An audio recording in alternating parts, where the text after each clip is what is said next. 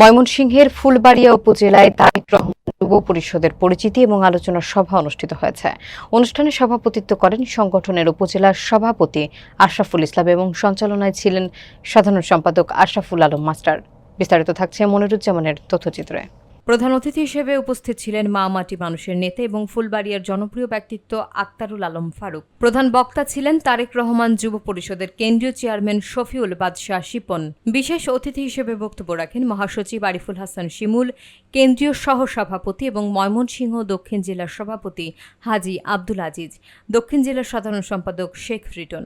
এছাড়াও উপস্থিত ছিলেন ফুলবাড়িয়া উপজেলা বিএনপির যুগ্ম আহ্বায়ক শাহিদুর মল্লিক জীবন, গাজীপুর জেলার মহিলা সম্পাদিকা লিপি আক্তার এবং উত্তর ও দক্ষিণ ময়মনসিংহ অঞ্চলের যুব পরিষদের নেতৃবৃন্দ। বক্তারা তারেক রহমানের নেতৃত্বে ভবিষ্যতের বাংলাদেশ গঠনে যুব সমাজের ভূমিকা এবং সংগঠনকে আরও শক্তিশালী করার আহ্বান জানান। আলোচনা সভাটি একটি সুশৃঙ্খল এবং প্রাণবন্ত পরিবেশে অনুষ্ঠিত হয়। সেই অধিকার এখনো প্রতিষ্ঠিত হয়নি। আমরা জনগণের ভোটের অধিকার প্রতিষ্ঠিত চাই, জনগণের ভোটে জননির্বাচিত সরকার চাই।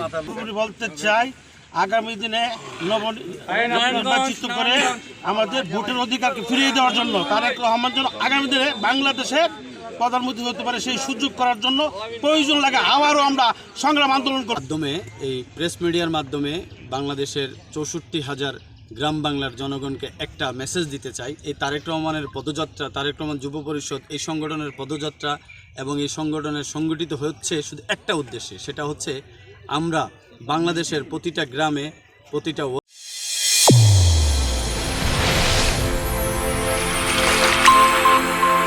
চ্যানেল A1 হৃদয়ের স্পন্দন।